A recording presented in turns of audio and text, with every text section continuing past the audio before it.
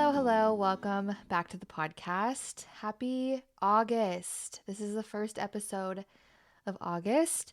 And if you don't know, the first episode of every month, I'm doing a series of question and answer style videos. So, this Monday episode is going to be a fun one. If you are listening to this episode, you probably are getting ready to do the 1 to 2 transition, or maybe you already have one child and you know one day you'd like to add another.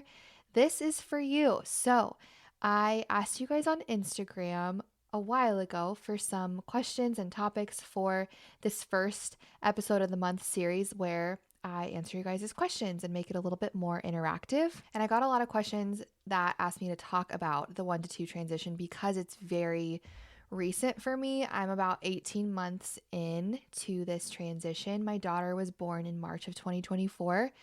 And so I do feel like now that I've come out of the first year, I've kind of found my footing and I feel like I have learned a lot and I can kind of reflect and look back now from a different perspective. I did film a YouTube video about this topic when my daughter was 10 months old, and I went back actually and rewatched that video today to make sure I wasn't repeating myself, and I still stand by everything I said in that video. So, not to self plug my YouTube channel, but if you've never watched that video or you're getting ready to go through this transition, I really would recommend it. And I think it's interesting now to kind of add layers to it now that I am a little bit farther out, because the first year of both my daughters' lives were definitely the hardest. I think just the first year of any babyhood, I don't know how to word that. Like the first year is just hard, and you kind of are learning who they are. You're figuring out your new normal. Your hormones are all over the place. And as soon, I feel like, as both my girls turned one, I feel like was a big turning point both times. And so now, like I said, my daughter is about to be 17 months old. I really do feel like I have found my footing and I've learned what works. And I feel like I can look back now and offer real advice. I put a question box on my Instagram. If you don't follow me, it's at Emma Grace Jens. And I asked you guys to ask me some more specific questions about the 1 to 2 transition because I have so many thoughts and I did share so many of those thoughts in that YouTube video. And I wanted to make sure I hit on different things in case you've already watched that video. And man, you guys came up with so many good questions. So I'm gonna just try to limit my rambling and get through as many as possible because this is something I wish I would have had before adding our second to our family, because it's so daunting and scary, to be honest. I mean, even like the 0 to 1 transition is obviously scary and daunting because you don't know what to expect. But I think the 1 to 2 transition was almost a little bit scarier because I knew what to expect. I had been through the newborn days and the sleepless nights, and I'd witnessed how hard it really was. And so it was kind of scary to think about, I have to do all of that again, but with a toddler now. How in the world is that going to work? And it is very daunting. I will just validate if anyone is in that situation. I said this in the video and I'll say it again, and I say it to every mom when I try to encourage them in a situation like this.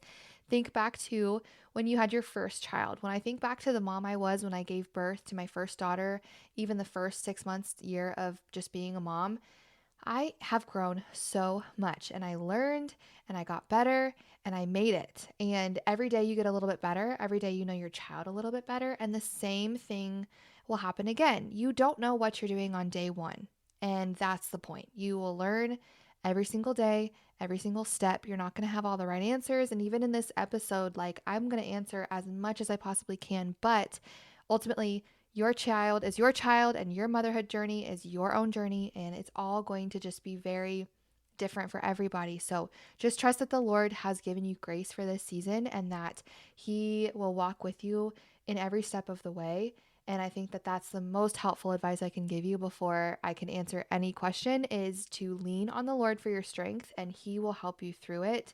Just a disclaimer as well, I'm so sorry if my voice bothers you.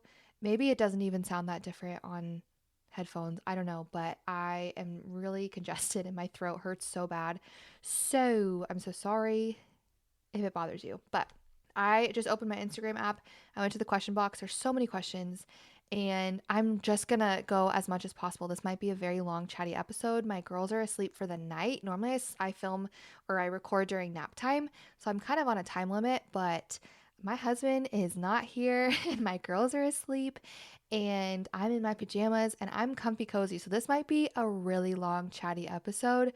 So let's just jump right into the questions. Starting at the very beginning, how did you introduce your girls to each other? I debated on this a lot. I overthought it a lot. I had my parents who were watching Jordan bring her up to the hospital the second day. I had a C-section, so I wanted that first day to just be in the newborn bubble and really just soak in that first day with my daughter and my husband. And I was very particular about that. I didn't want anyone coming up that first day. And I stand by that decision and I'll do it that way every single time because it was so special. And then the second day, our families came up and then Jordan came up and that was so sweet. And I had them give each other a gift. Like my mom took Jordan to the store and Jordan picked out a little stuffy for Hallie. And then Hallie, quote unquote, got Jordan a new Tony character. And then she got to take it home with her. And that was really helpful too. For my parents who were watching her the whole rest of the day and then that night as well, she had a new toy, a new Tony to listen to, which was exciting for her. I think Michael went down and picked her up. So Michael met with her and just loved on her, and then he walked her up into the room. And I made sure also that I had Hallie laying in the hospital bed. I wasn't holding her, that way I could give Jordan a hug and give her my attention first. And it was very sweet, and I totally overthought the whole thing and how what's the best way to do it. And I really don't think there is a right or wrong way. I don't think it matters, honestly, especially if your kid's really young and it wasn't a big deal. Okay, I'm in the trenches currently. When does the mom guilt get better? And I would assume we are talking about the mom guilt of now juggling the needs of two children. And I definitely saw a lot of questions about that. Like, how do you balance feeling bad when both kids need you, or one kid needs you and the other one's just off by themselves and you're not giving them attention? And this is what I mean when I say I feel like I have come out on the other side because I no longer struggle with this mom guilt of every time I have to meet the need of one child, I'm feeling sorry for the other child. Or when they're both needing me, I feel like I'm doing them a disservice. And I have had to really work on that. But I just want to encourage you that mom guilt is a lie from the enemy. And it's all a lie. I wish I would have been able to identify that a lot sooner, that all of those thoughts are just lies. Because if you really break down that mom guilt that you're feeling, you're telling yourself, I'm a bad mom. I'm doing a disservice to this child for paying attention to my other child.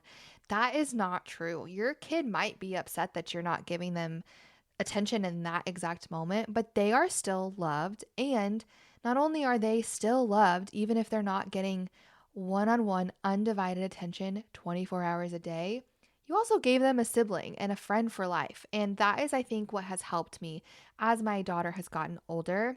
Release that mom guilt because I'm starting to see the fruit of my labor. When you have a newborn, it's a lot of take and not a lot of give back, right? Like you're giving a lot to this sweet little baby, but they're not giving you a lot in return.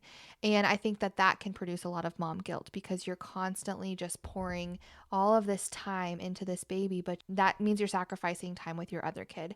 And so I think as my kids have gotten older, I've started to see their relationship grow, and it really eliminates my mom guilt because it is hard still if both my kids are crying or I am helping one kid do something and the other kid is off by themselves and I feel really sad that she's off by herself. But then I have a moment literally 5 minutes later where they're both playing together and laughing and dancing and just being the best of friends. And I'm like, okay, neither child is deprived and they are both loved. Mom guilt is just a lie. So don't entertain that. I know that's easier said than done, but that's something that I will take with me forever, I hope, is just identifying the lie and not allowing it to take root.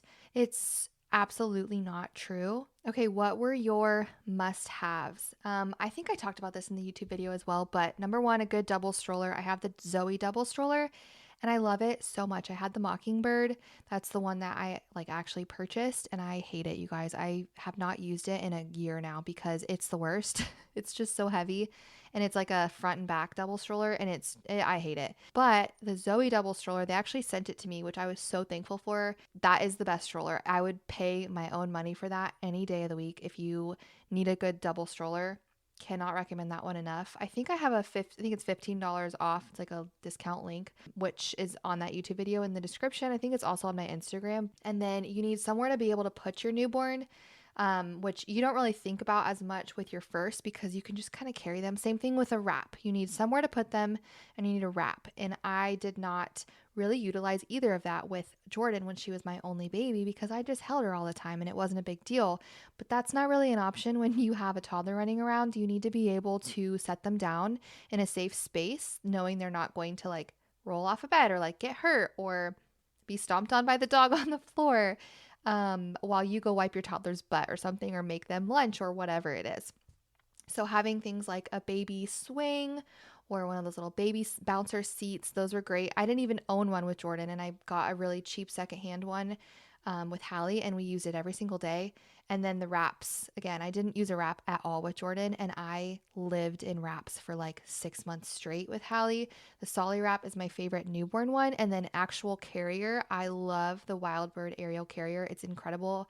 I literally wore that thing every day. Like it was my daily accessory, and it was worth every single penny. Okay, how do you navigate the hard moments when both the baby and the toddler are upset? Now, this is something that I still am practicing growing in because obviously there are moments when both my children are upset or I am extremely overwhelmed or overstimulated. And this is something I'm like actively working through because I tend to allow that moment of overwhelm to last longer than it actually lasts. And by that, I mean, I allow like a 30-second, 1 minute experience where both my children are upset and the dog is barking and the music is playing and I just spilled my coffee everywhere. And, you know, one of those situations where you're like, oh my gosh, I'm actually about to explode. I allow that moment of extreme overwhelm to take up like my whole day. I will kind of sit in that feeling of overwhelm and just think about like how bad of a mom I am because I got overwhelmed or I snapped.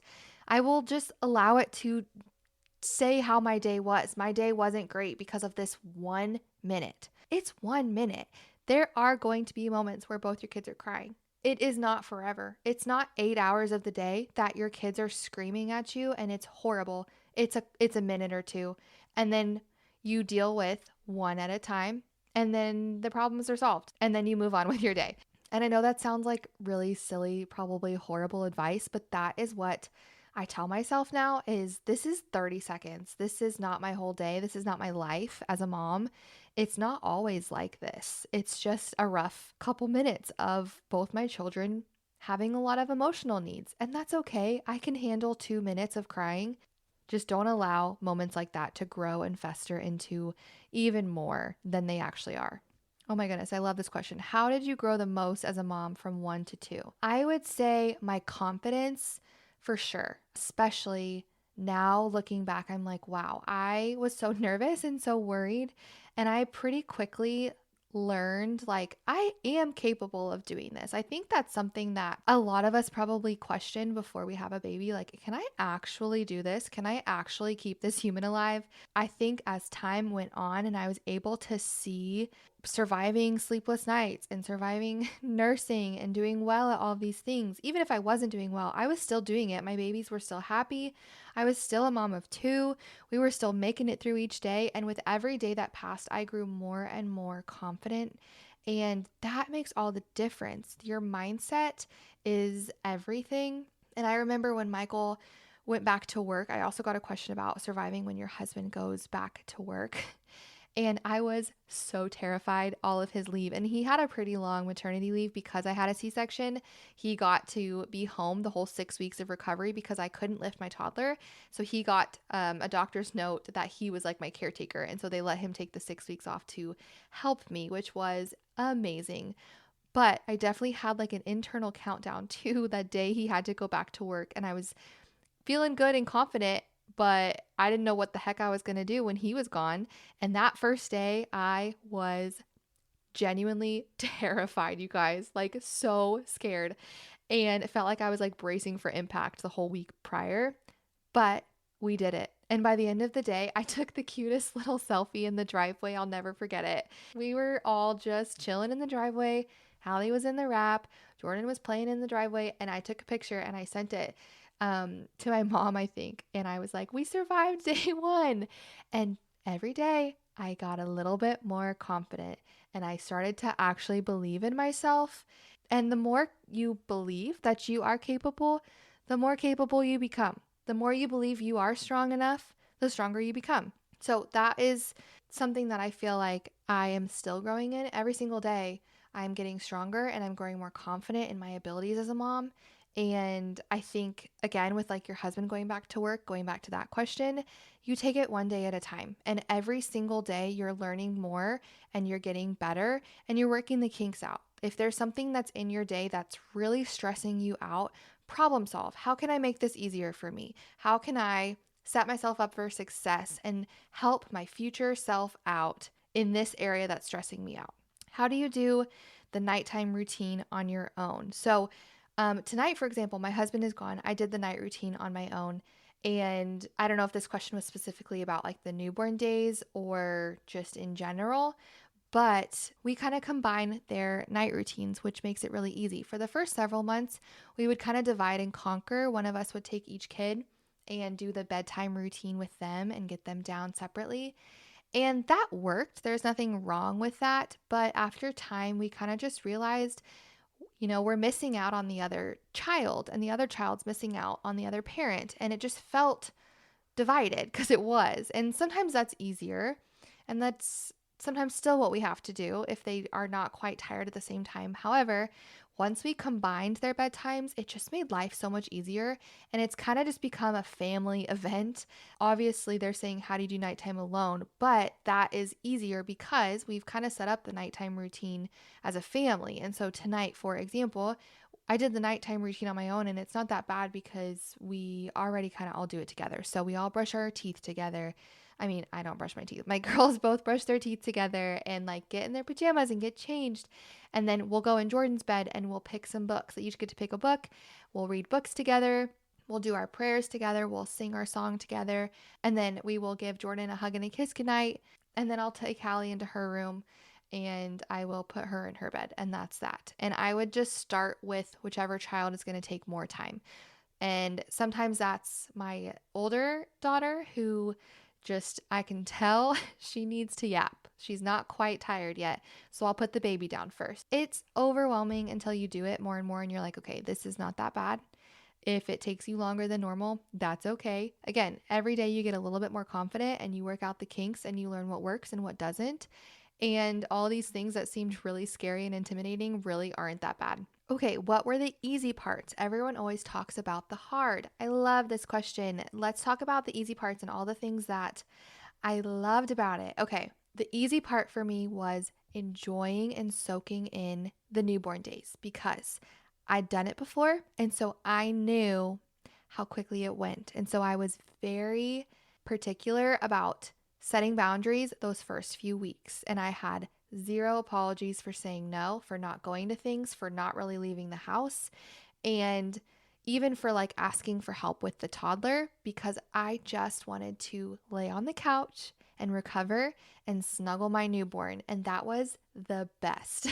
I think with my first, I tried to push it and I tried to like make myself more ready than I was and put her down and get stuff done. And the second time I was like, nope, I'm going to sit here and I'm going to watch a show for 4 hours straight and I'm going to let this baby sleep on me the entire time. And I loved that. That was definitely an easy part. And in terms of like transition, let's see, what was an easy part with the transition? I think something that I was really nervous about, and I think a lot of people are, is how will your children mesh? Like how will your oldest adjust and transition to having a baby around and not being the center of attention and having this new member of their family. And this was something, again, that was easy for us. And I'm so thankful that it was. I know that's not the case for absolutely everybody, but I really think that Jordan just loved Hallie from the very beginning, and that started when Hallie was still in my belly. We would talk about her and kind of prep her. And even in the newborn days, like I was very specific about not blaming Hallie for anything. If she needed me and I couldn't help her right then, I would try not to blame Hallie. I would just say, I would love to help you, or I would love to play with you, or whatever. As soon as I'm finished with this, I will come read with you, or whatever it is. I wouldn't say, like, no, I can't, I'm rocking Hallie, or whatever. I think that was helpful, but that was something that was really seamless and easy for us and always has been. Like, she loves her sister so much. And from the moment she met her until now, like, they are just little buddies. And it is the best thing in the whole world. Like, it just makes it all so worth it. And that was one of the easiest things that I was the most nervous about.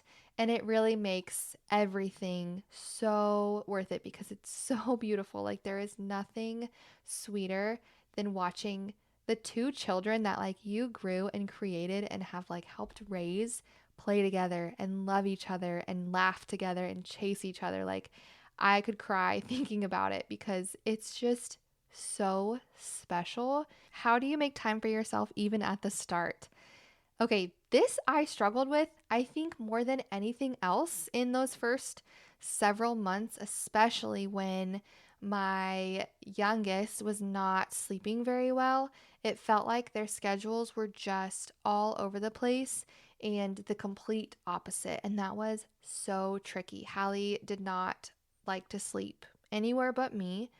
And I did enjoy that. Don't get me wrong. I really do love a good contact nap. However, when you go from having one kid who sleeps from 1 to 3 or 4 every day and wakes up at 6:30 in the morning and goes to bed at 7:30 at night, and that's your regular schedule, you get used to those breaks and you kind of count on, okay, I'll have nap time to do this. I'll have bedtime to do this. So when that was taken away, and I felt like it's not that I felt like, it was that every single second of my day, I was taking care of one of my children or both. And I had no free time. The only time I had to myself for several months straight was when I was asleep. And I didn't sleep that much. And that was the hardest part, I think, for me, to be very frank with you, because I need that time. I am such an introvert and I recharge fully when I am by myself and I have breaks. And just like in general, even if you're not an introvert, moms need breaks to breathe, right? Like, we are humans too, and we need that time. And I really struggled with those few months where I had no time in the day. I don't even have great advice because that's just the season that you're in. But I will say it does end. And as soon as it did end, I remember feeling like I was able to come up for air again and I could breathe. When you're going day after day after day with no breaks, it is so hard. I'm not going to sugarcoat it. It is. But it ends. And then you have your nap times back and you have your regular bedtime back. And now she's 18 months old almost. And I'm looking back like, wow, that feels like forever ago. I have all of this time back. Yeah, everything in the long grand scheme of things is just a blink. Okay, a lot of questions about how to juggle both kids when you're trying to get the baby down for a nap or you are nursing the baby. And again, this is something I also was very stressed about, and it really was not that big of a deal. So, in the early days with naps specifically, feeding, I didn't really struggle with nursing because I would just kind of nurse Hallie while I was sitting on the floor playing with Jordan or whatever, or she didn't really struggle as much when I would be nursing. Like, she knew I'm kind of stuck. And so she'd just play around me. That wasn't a big deal. But naps was hard because obviously my baby wanted to be rocked. I'd say for the first like 2 to 3 months, pretty much every time I would rock Hallie, I would put on a show or a movie for Jordan because I knew she'd be safe. And this is also because she was so young. She was 2 years and a couple months. At this age, if she was 3 or 3.5, I'd say, okay, we're going to have some quiet time in your room and I'll be in when I'm done. And I did that as she got older. But in those early months, I didn't really know what else to do. And that worked. And I do not regret it necessarily because I just needed her to sit on the couch and I needed to be able to watch that she was safe and just sitting there. But I did have to pay for that later. And I shared an Instagram story about this recently, how we just wrapped up our first, it's been a full year now of no screen time. And I say no screen time lightly. I shouldn't say no. Very, very limited, strict, intentional screen time. And this came last summer after this stint of a few months of getting into the regular routine of putting her in front of a show every time I needed to rock Hallie because I didn't really know what else to do. And again, this was fine, and I am not telling you not to do this, but I'm just giving you a warning that it was a really hard habit to break, and it caused just behaviors. It caused it to be a part of our routine. And she kind of just assumed, because she learned that behavior, every single time mom goes in there to rock Hallie, I get a movie. And so if mom said no to a movie, it was Meltdown City.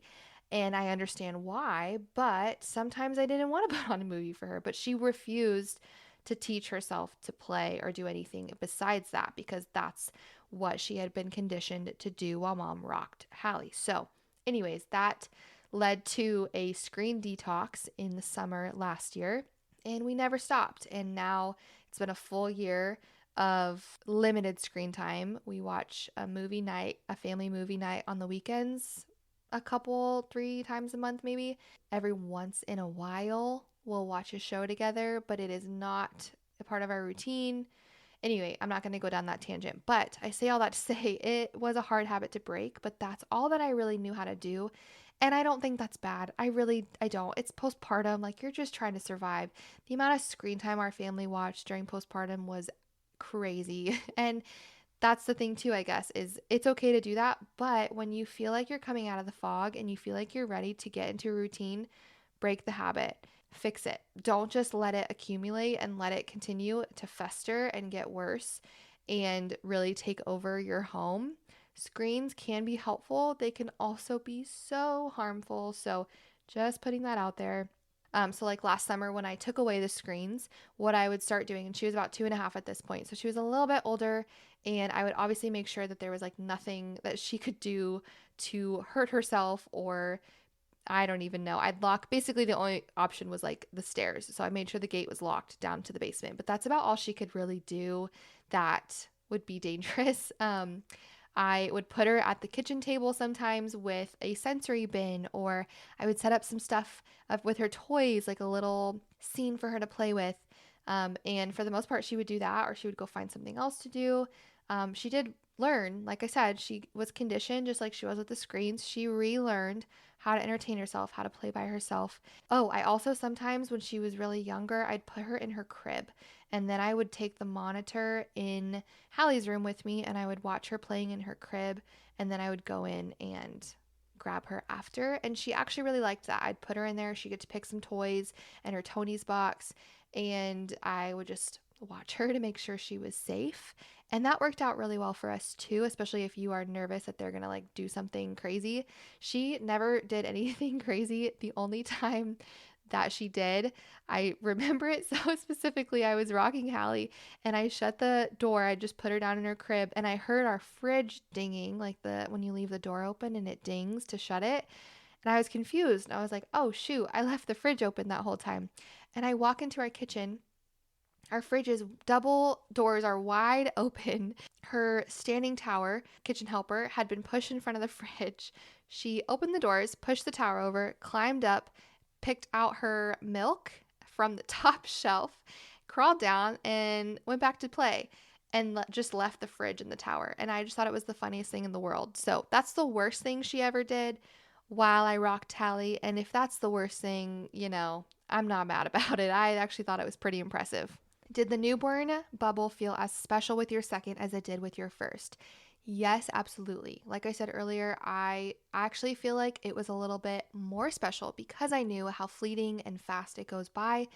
And I was able to just stare at her and sit and know this will end really soon. I will have to get back to normal really soon, especially with the toddler. And I'm going to sit here and put firm boundaries around our days, and I don't regret a thing. And yeah, I actually think maybe it was even more special. Okay, I'm nervous about my 2-year-old being upset and unhappy. We are so close. There's another question about like the relationship with your older a child or how to feel like you're not missing out on time with them. So here's the thing. Will your relationship be the exact same as it was when it was just you guys? No. And that is hard to mourn and kind of grieve that your relationship will never be the same. However, you will unlock just a new level of love for them when you watch them be a big sibling. You will also just have this newfound relationship now that you have two children. Like, I don't really know how to explain it, but I feel like, yes, your relationship does change and it is sad. Don't mishear me. Like, I really did struggle with that quite a bit in the beginning, just feeling like I missed my oldest and that time I knew we would never get it back, and that was really sad. However, the time we have now is so fun. I don't wish it away, and I don't wish for necessarily like those early years with just Jordan and I, because this version of her is my favorite. And this version where I get to watch her be older and smarter and help me with things and be a big sister is my favorite. And it's just unlocking new levels of love and relationship and deepness as they get older. And I think that's such a beautiful thing. It's sad and it's also incredible and beautiful.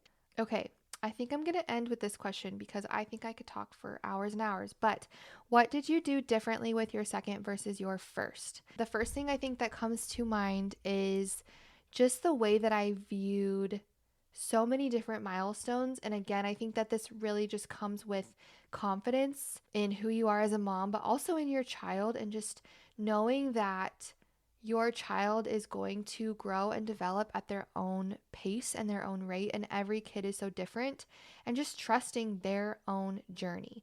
I think with my first, I was really stressed about milestones and timelines and making sure that she wasn't behind. And I realized, one, that is extremely anxiety inducing because there's literally nothing you can do about it, to be honest with you. Like, your kid is going to learn and develop at their own rate, and you worrying will do nothing but cause you stress. With my second, I really learned how to just surrender that and just trust my child and trust that I don't need to be doing a million and one things to teach them these skills that they're naturally going to learn. I was so stressed about tummy time and I don't even know all these things when Jordan was a baby.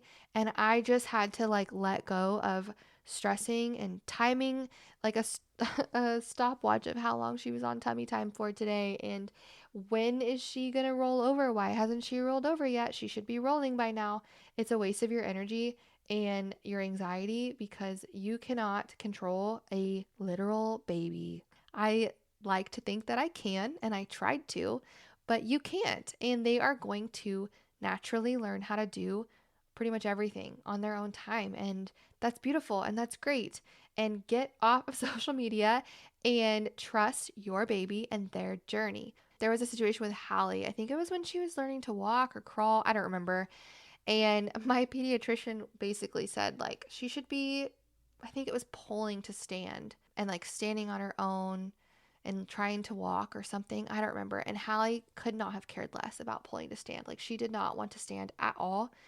And she asked if I wanted to be referred to PT. And I said, no, I'm good. My kid is going to pull to stand when she wants to.